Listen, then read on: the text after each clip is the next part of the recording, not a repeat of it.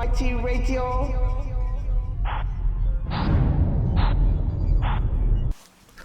Hello there and welcome to this brand new edition of Five Round MMA. My name is Alex Ramirez alongside my co-host. I'm the timekeeper. Guillermo Cita. Albert's the official timekeeper now. It's 5 Round MMA. Guillermo Cita. So today's show, we're going to talk about what the debacle, what is UFC 196 and what's the new timeline. Cain Velasquez pulling out of another fight. I'm going to go off. I'm not a big fan of that guy anymore.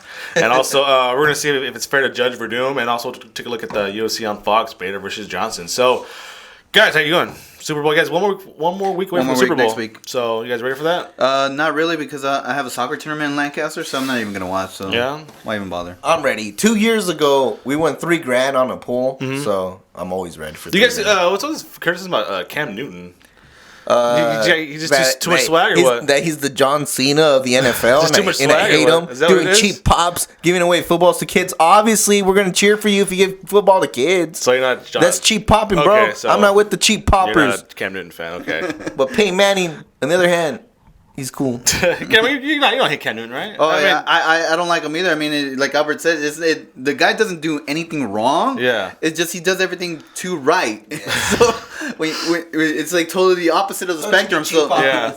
I mean, you can't criticize Guillermo, especially you can't. Isn't your team the 49ers, Colin Kaepernick? So he's cool with him flexing around, but you don't like Cam Newton doing the little Superman thing? Well, see, I don't mind that, but Superman sucks though. But the thing is, when the Panthers score, and let's say it has nothing to do with Cam Newton, the guy's like celebrating, jumping, doing all this stuff. It's it's too much. When he scores, I don't mind it because everybody celebrates. It's when he's not doing nothing. And it's also how they take defeat. Like when something bad happens to Cam Newton, I hate like his whole like how he reacts to it. Okay. Why can't he just be like Peyton Manning and be like, oh man, that sucked, and then just walk off the field? Yeah. You know. See, I got you fired up before we even started. All right, so round number one. Start the official timekeeper. Start the clock.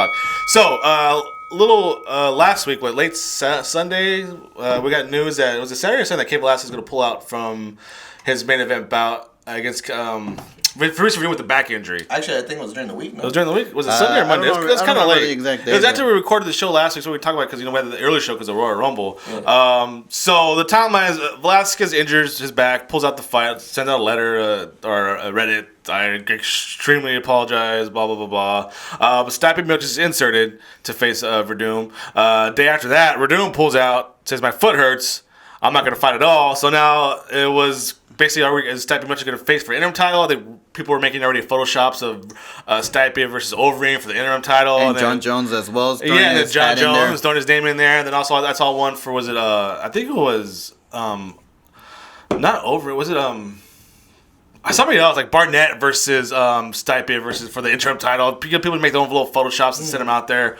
And then it's announced that Johnny Hendricks versus Thompson's going to main event it, and it's going to be a fight night now. And then the last piece of news was UFC 197 is going to be bumped up, and we call it UFC 196. So let's just kind of make sense. We'll start with the first one, the news of Velasquez pulling out. What you guys thought of it? Initial reaction? You know what?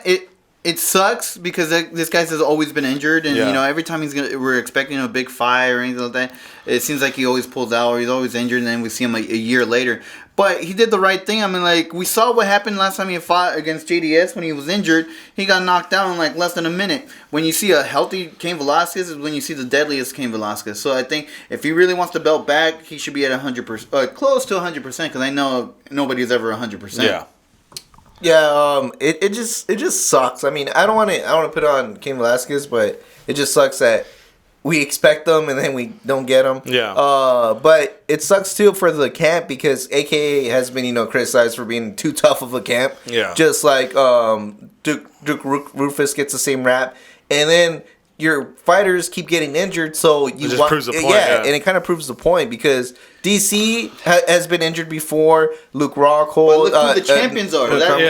No one can deny the talent, but it just sucks that you're not helping yourself out if your fighters keep getting hurt too. And then I heard it's a swollen disc. It's not like, and he needs surgery for it. It's not like, it could have been from a hard takedown. Yeah. I understand it, but it's not like, I have a sore back and I can't fight. It's actual legitimate injury. So let's go into the timeline how the UFC handled this situation. Do you think they did all they could to try and salvage this UFC 196 heavyweight bout? Of course, because right off the back they say Stipe Miocic versus Werdum. What they weren't expecting is Werdum. They weren't expecting Werdum pulling out. So Werdum is to blame for all this.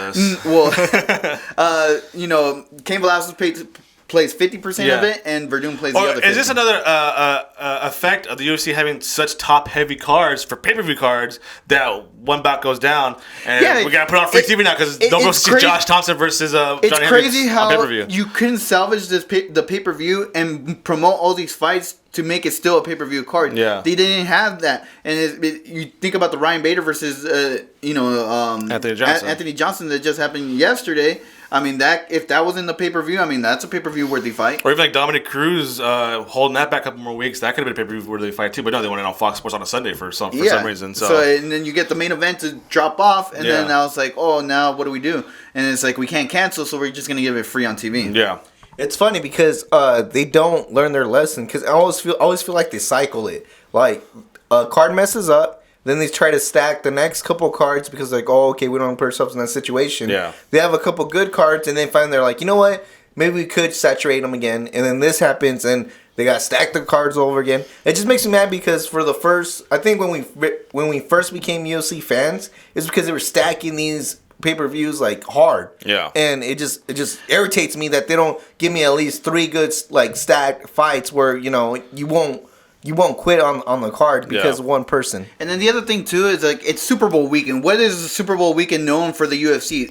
One of the biggest cards of the whole year. Besides the July one, that February, the early February is always known as the biggest one, and yet you might as well should have put it on the network. Yeah, I might as well.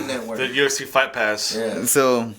I just think it's crazy that being that weekend that they wouldn't stack it even more with more interesting fights. It's just I wonder how much they spent on publicity and promos. You think they don't see commercials anymore? Like I hope they lost a couple of million. They kind of know okay, this is a Cain Velasquez fight. Well, we'll hold off on the commercials and posters just because we know guys just have a certain history of not making it to the fight. Well, we'll just kind of hold off on all this stuff. So.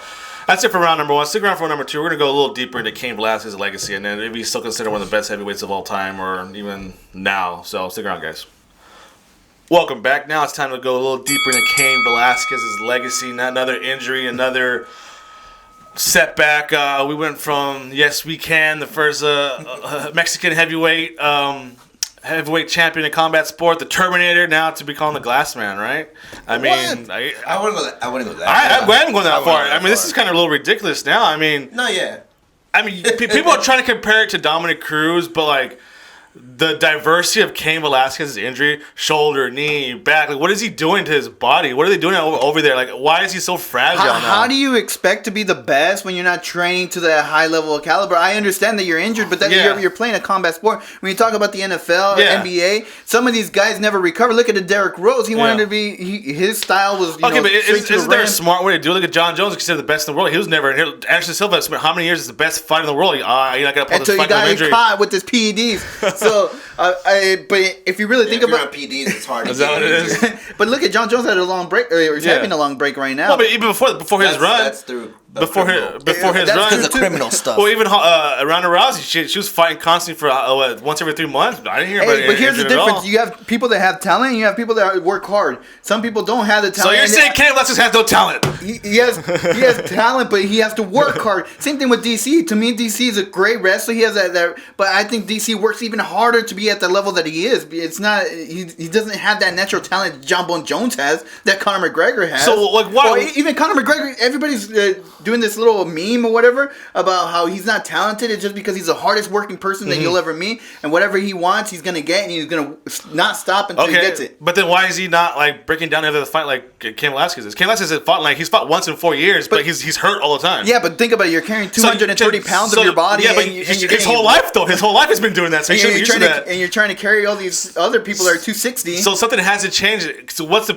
okay? He seems to be leaving fights okay, but it's in between the fights. What's going on? So what's going on? Look, I tell you the truth, you can't blame a guy for going ham in the gym, bro. Yeah. And apparently, all these AK boys go ham in the gym. Ham does equal smart or what? Train smart? Maybe it's not the smartest way to train, but I respect that.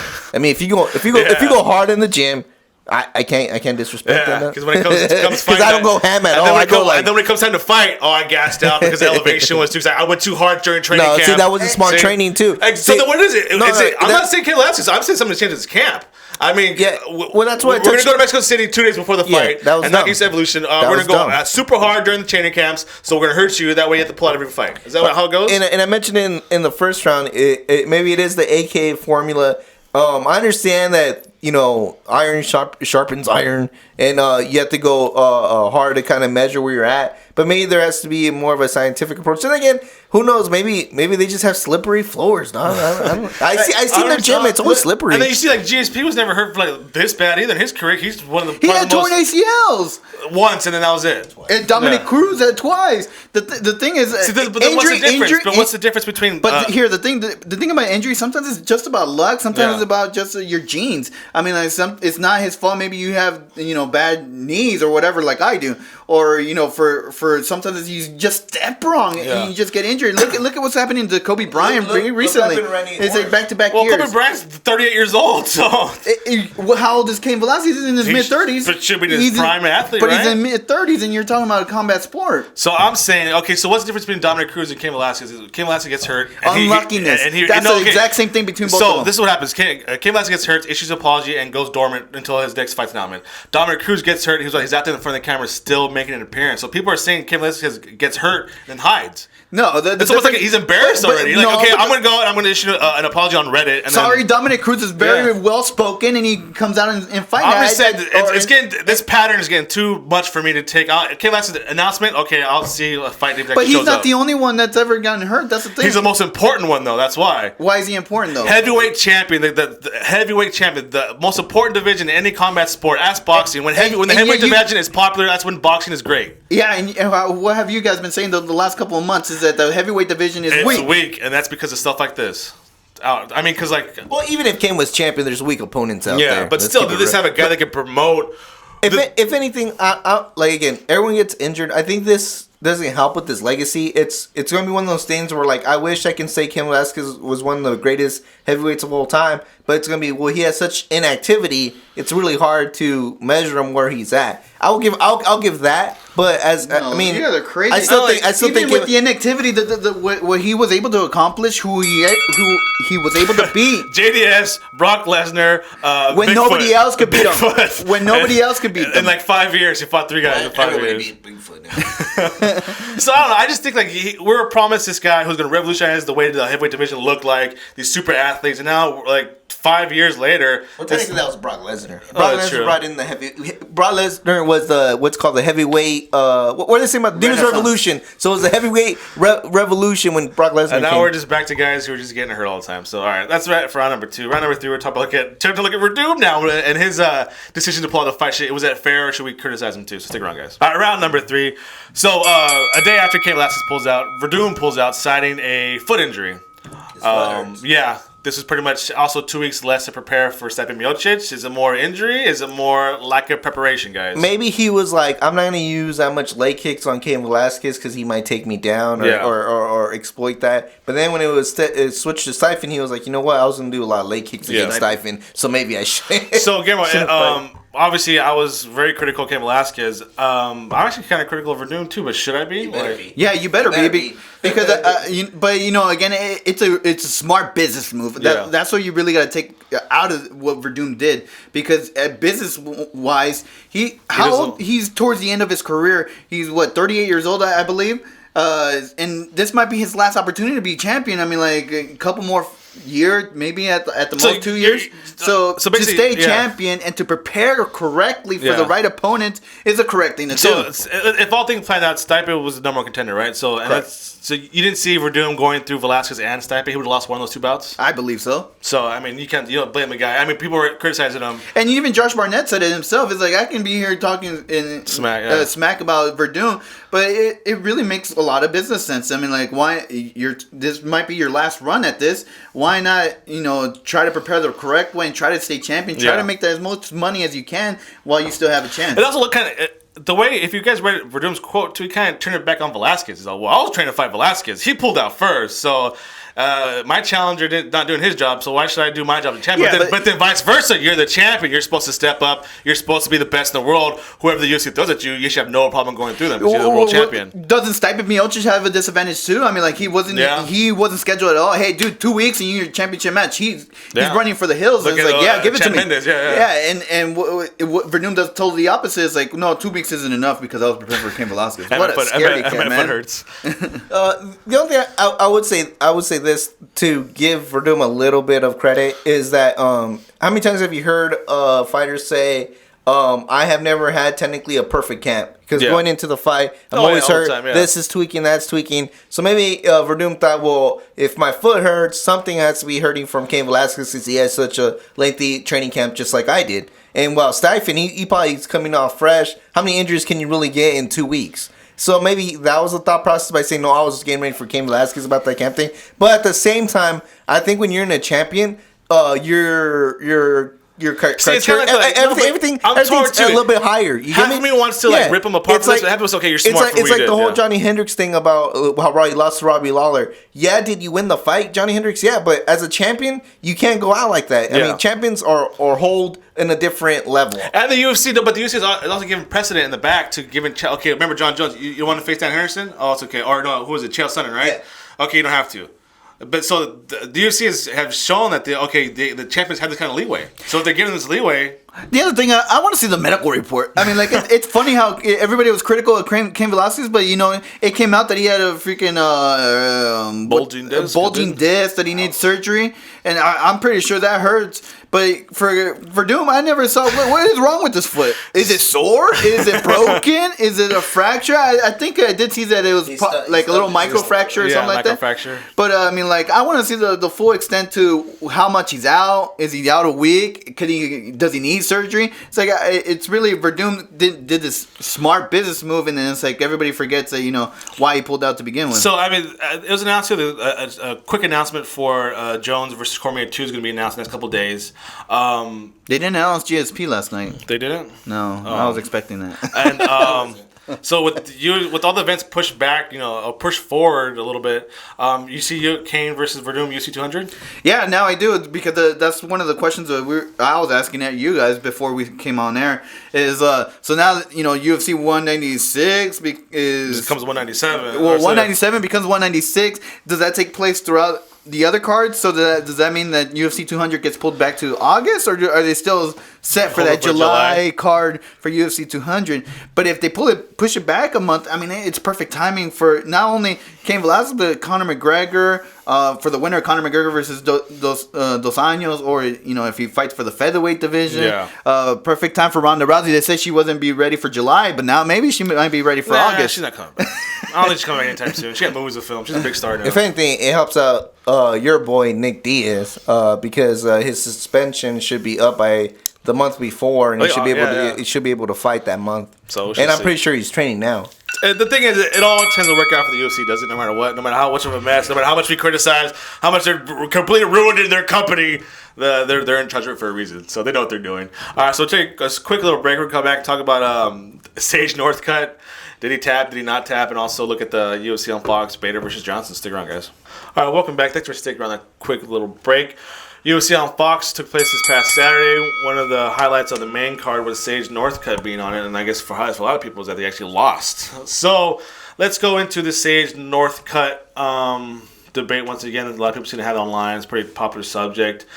Does this kid belong in the UFC?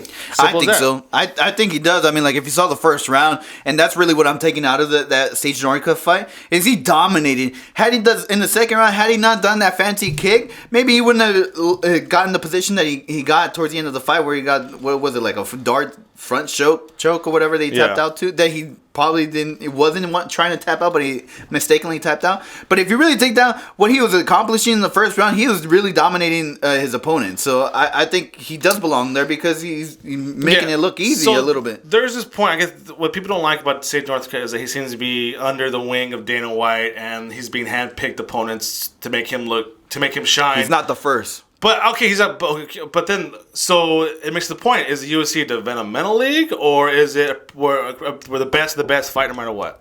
I feel that he's one of the best, and I know last week I was very critical about him, but I think after seeing him a little bit more, I was impressed. Yeah. I'm really impressed. I mean, if you see this guy, the shots he's doing, the way he's moving, the way he's creative, to me, he reminds me so much of Anthony Showtime Pettis. Yeah, but then like, how many former tough winners do you see even on the main card anymore? But the problem is that is it the whole, they win the tough, but then they can't win a fight after they win the tough. That's the whole point then, right? What is your boy Uriah Hall? Where's he at? That's not my boy.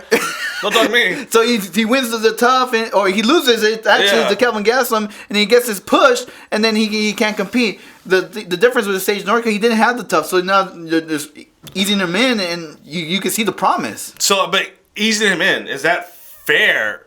When this is supposed to be the best, or is it tough? The best fights the best. Can you ease a guy into the UFC? Is that such a thing? Like, that's the thing. People don't like it because we're easing this guy in because Dana White handpicked them. I want you. We're gonna place you here. We're gonna place you on was it the Fight Pass? We're gonna face you on you're featured in the Fight Pass. Hey, you're featured on the main card for Fox Sports. It's not Sage Northcutt's fault twice now that the fighter he's supposed to originally fight pulled out. And then now he gets a brand new opponent, and it's a catch weight fight. I mean, you got to give that guy credit at least that he's not saying like, hey, well, you give those guys benefits that, hey, they're not making weight, or they pull out. It's like, oh, we'll repackage you for the next fight, and we'll just move up another fight, because they could have easily moved up Tariq Saffiedine versus Jake Ellenberger, even though Albert was asleep for half the fight.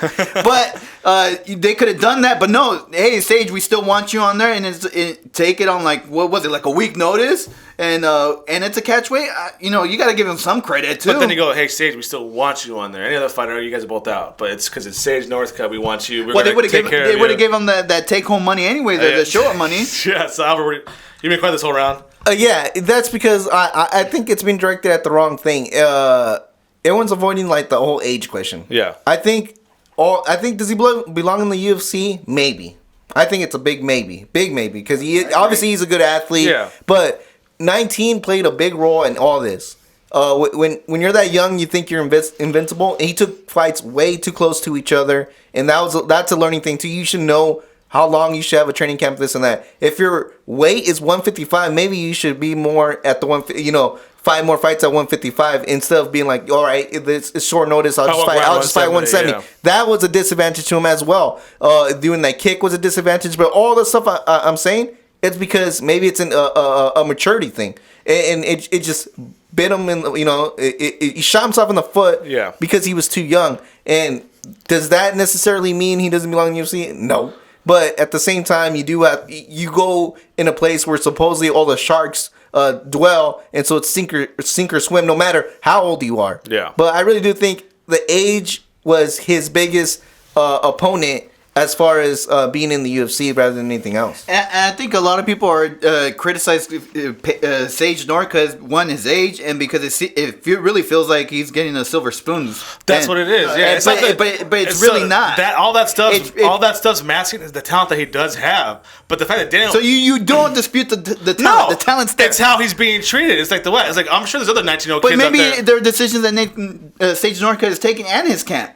Did you ever think of that? Too, but and the other thing too is like going back to the whole Dana White thing. This is the whole reason why a lot of people didn't like Forrest Griffin, Chuck Liddell. That's exactly why I could never get back behind Chuck Liddell. I wasn't saying Chuck Liddell wasn't like a knockout master or if his fights were exciting. The fact that Dana White was over there cuddling and whatever, that's the part that gets to you. And you're like, you know what? I don't want to cheer for someone that the owner is someone. What do you think? I'm like Tony Romo. Yeah. All right, it irritates me that Jerry Jones or whatever loves Tony Romo so much, man. So what? He's a player. Guess what? You're the boss. He's an employee. Treat him as such. That's because the UFC's audience is like, it's a working class. All Tony Romo as well. All sports are working class fans. Tony Romo needs to leave Dallas, and I'll take Johnny Manziel any day. So a vast majority of the people watching UFC all work regular jobs. Work regular jobs, and they hate it when they see the boss's new guy come in and like undercut everybody. So that's exactly what it is. So that's it. All right, that's it for round number 4. One more round. We'll go after this. Stick around, guys.